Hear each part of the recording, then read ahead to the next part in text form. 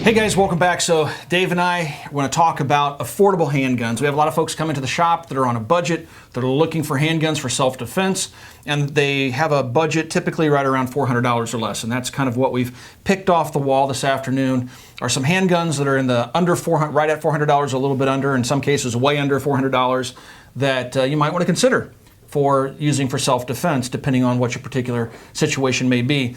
So let's, what do you say we start off on the higher end of the cost spectrum, Dave, and talk about something that folks might want to buy right at that $400 mark. So let's say somebody that's looking for one they want to conceal and they want it for home defense. So a lot of these are going to be more full-size guns. So let's start with the Smith & Wesson Shield. I would say most in-store places probably have these for right around $4, maybe a little bit over $4, but they can definitely be had for that $3.99 price range. Yeah, if you shop around, you certainly can find right, them. Right, we've run them on sale for right at that. You know, I think on our website right now they're under $400. So these are available. And over the past 2 years, by far been the best-selling carry gun. This year in 2015, the Glocks, you know, the small single-stack Glocks are giving a run for its money, but they are at a higher price point. Right. So the Shield has been proven reliable. I like it. I definitely like it. It's liked kind of across the board. The only downside, it's a single stack magazine, so it's of limited capacity, but it's very thin. It's great for concealed carry.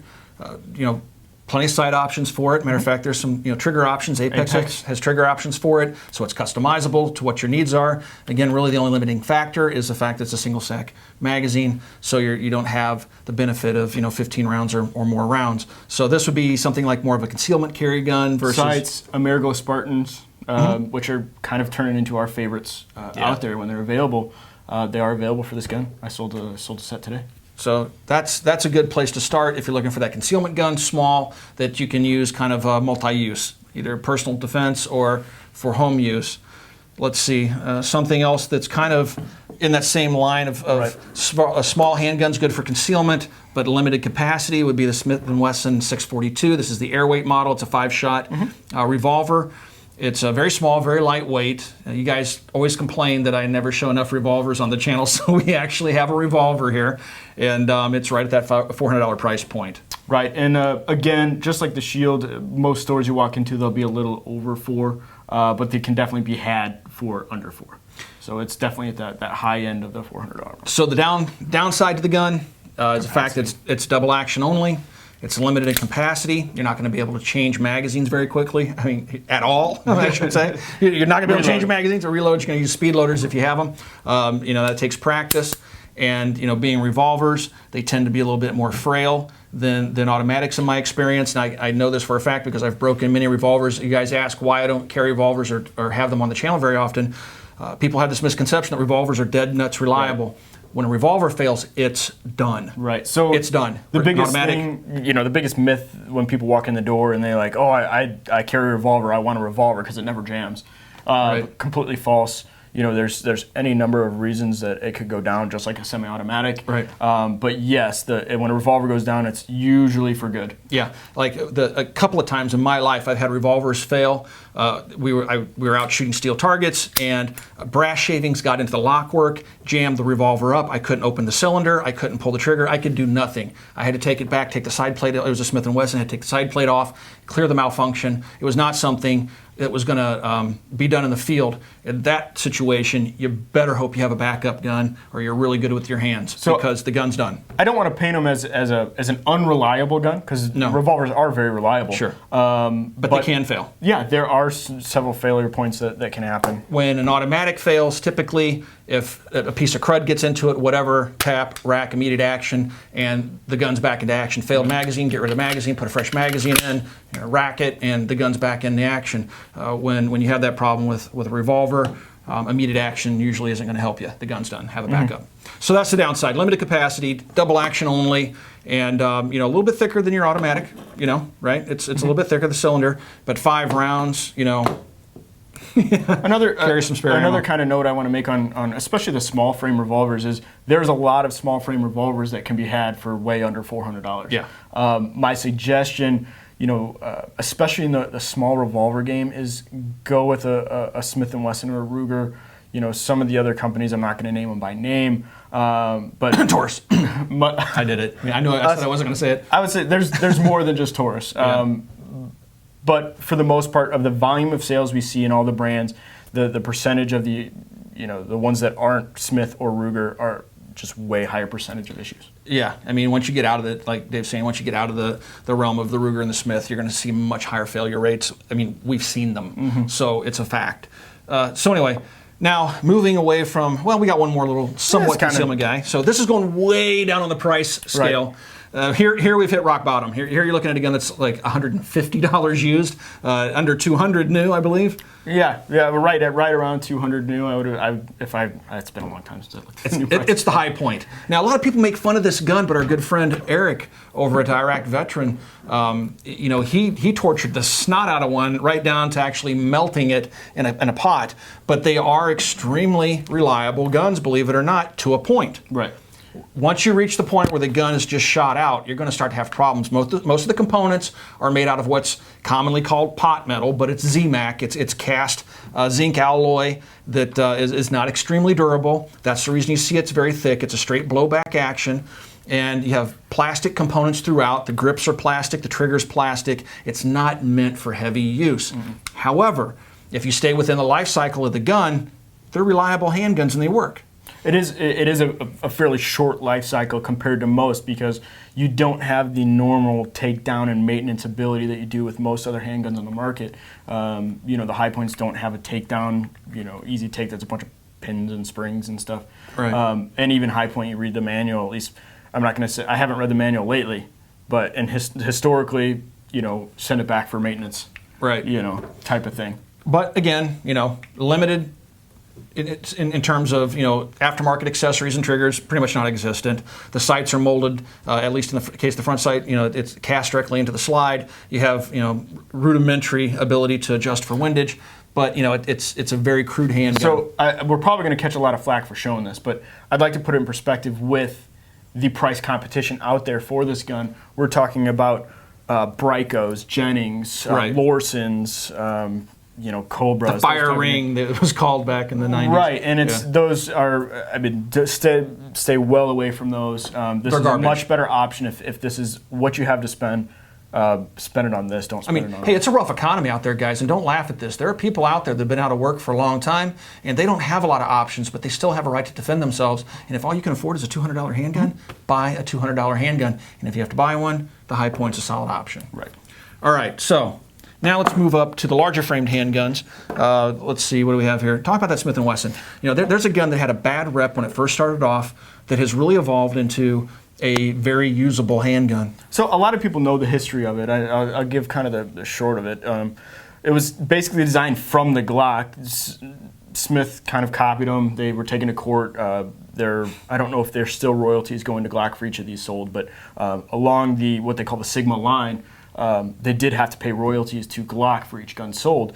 Now, and there was a lot of reliability issues in the first generation guns. Yeah. This is the SD VE series, which is their latest series, and has proven, actually this and the previous series, is a very reliable gun. The biggest improvement over the older series to this one is first reliability, second trigger. If you remember, the older ones had very heavy triggers. We're talking 10, 12 pound striker fire action triggers. Which attributed a lot to the accuracy reputation or lack thereof. Yeah. Right. But the new triggers are a lot better. And the cool thing is, Apex makes a $30-$40 kit up to make it pretty comparable to any other high quality striker fire trigger out there. So there is a good simple fix for it. They hold up. They last. It's a good option. It's a good option, and this retails for just under $400. Right. So. Solid option, Smith quality. And the ergonomics have gotten a lot better over the years, too. Yeah, because, it's very M&P-ish in style. You can see the evolution from this to the M&P series of series of handguns. Right. So it's kind of like an affordable M&P, not the M&P's horribly expensive, but it's an alternative. Correct. And these, I would say, these are commonly a first handgun sold, which means they are traded in a lot for second handguns when guys upgrade. So these are available for used even cheaper. Yeah. A lot. And Smith & Wesson lifetime warranty, if you see a used one, great. Yeah. you get it even better deal. That's another reason why it's a great value, is because of that Smith & Wesson warranty. So, and then we have kind of a new gun on the market, the Walther PPX. And I kind of posted a image on Instagram asking if there was some sort of hereditary thing here. They look very similar because the Walther, bless its little soul, is a little bit fat in the butt. Yep. It's not the most attractive looking handgun. It's actually a double action versus a striker fired pistol. So don't confuse it for the PPQ. It's sexier, more streamlined striker fired cousin, sister, brother, I don't know, closely related. But the gun works. I mean, I've never seen a review that said the gun didn't work. It's, in my opinion, ugly as sin. We have a special version here that's suppressible. It has a threaded barrel. I don't know for sure if the threaded barrel model retails for under 400, but Right. This is just what we had on hand. the non-threaded definitely does. Right. I mean, it's got decent sights. The trigger actually isn't bad on the thing, you know, and it feels like a very solid handgun. The ergonomics are spot on. It's very much like the PPQ in terms of feel. Points nicely, shoots well. I've seen a lot of good reviews on the handgun, you know. Sight options. What are available for sights on these things? I mean, I know that they're replaceable. Is anybody It's making still a sights fairly for it? new gun, so I'm not really sure what the sight options are for it. See, that's when you go when you kind of go out of the mainstream and you look at guns like this, you run into a few problems. First of all, third-party support, right? So with Smith & Wesson, you're going to find everybody under the sun will make a trigger or sights for it. When you step into the realm of some of these imports like this Walther, you're going to have a hard time finding those sights. You're going to have a hard time finding a holster. You may wind up having to go to a custom holster maker because this thing's just odd enough in shape and size that anything out of a nylon Uncle Mike's, which I don't recommend you use, isn't really going to fit the thing. So I mean, you're talking in relation of the lesser price Walthers, but it holds true for the PPQ, the VP9, your CZ, PO7s, PO9s. So those smaller companies, sometimes you have a hard time finding. But I mean, your sights for your VP9, you didn't have a whole lot of choices. Yeah, I'm like at 3, but the gun hasn't even been on the market yet for a year. I mean, So by this time next year, you're going to have 10 different companies making sights for it. When I first got into the VP9, I did go to a custom holster maker because I was carrying it around in a P30 or a Blackhawk P30 holster because I couldn't find a holster for it and wobbled around. So that's just because the gun's new. If the gun doesn't take off, if the gun's not popular, if it's coming from a small, import Turkish-made handgun like the one we're going to talk about next, chances are people are never going to make a holster for it. So that's something you may also want to take into consideration. Right. So let's talk about this guy. You did a video on this real quick. I want you to talk about this for a second. Okay. I thought of another one, so I'm going to go run and grab it real quick. Okay. So you talk about that one. All right. So this little guy is basically a Turkish-made clone of the CZ75 series of pistols. So operationally, it's very similar to the CZ75.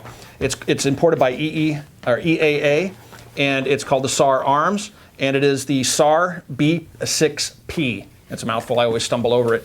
But it's a polymer framed CZ type handgun. The rails are reversed, so the slide rides inside the grip frame. It's a very reliable handgun, shoots extremely well if you watch the review. It's a gun that I actually liked, and this handgun is extremely affordable. So you're not going to have a whole lot of holster support for a gun like this. It may fit into, that's one thing I never did really test, is whether or not, and I still have mine, whether or not it fits comfortably into a CZ holster, I'll have to check. But what you're going to get for this handgun, first of all, what these things retail for, they're like under $300. They're like in the $290 range or $300 range. Right around 3. Yeah, right around $300. And I think this is an outstanding value because the gun is extremely reliable, and the double action's rock solid. It has, you can carry it cocked and locked, but the fire controls are very CZ-ish. So if you like that style of pistol, you certainly can't go wrong. Did you mention, are magazines compatible? You know what? I think they are. I think they are. I want to say that they are. And I think I discussed that in my original review. I was playing around some of my CZ magazines and discovered that the magazines were actually the same. So that's another option there. And when you're talking about handguns, such as the PPX and things like that, you always want to make sure that you have a source of magazines because that can be a challenge as well. Right. So what'd you pull up? This is the Ruger 9E, which was released, I believe, late last year. When this came out, the crazy thing is it's at Big Brother, the SR9. They are almost identical. I mean, it looks like the SR9 to me. Yeah. I mean, if I showed that to you, you would probably have a hard time telling the difference. I can tell by the serrations are a little larger. I actually like the serrations on this gun a little bit better than the SR9. Trigger's decent. Everything's laid out the same way. I really don't see a huge incentive to go to the SR9 over this. And this retails, again, for under $400.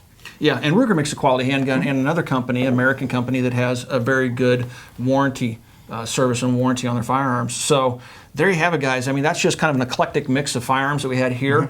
But I think the point of this whole exercise, this video, is just to say that if you're on a budget, there are options out there. All the guns that we've shown you here this evening are firearms that you can trust to work when you need them to work. They're, I wouldn't say exceptional quality firearms, but they're quality enough to perform the job that you might need them to do. So in looking at these, my final note, and kind of I touched on it earlier, is that we've got 7 guns on the counter here. 5 out of the 7 have lifetime warranties that follow the gun. So we're talking Smith & Wessons, Rugers, and Walthers. Right. So that's pretty impressive. So if you can find used models out there, you can get them for even cheaper. It's a lot of bang for your buck, guys. And you know, don't feel bad. I mean, if all you can afford is this High Point, by all means, it's better than a pointed stick. Go buy the High Point. So that's we're going to wrap it up, I should say. That's it for now. If you guys have any questions about anything you've seen in this video, you can ask those questions on our Facebook page. You can find us on Facebook at facebook.com/military arms. Also, please come by and check out Copper Custom. It's our online store. If you want to support the Military Arms channel, it's the best possible way. They have a lot of great products at great prices. And if you haven't already, please check out full30.com. That's full30.com. Thanks again for watching, everybody. We'll talk to you guys soon.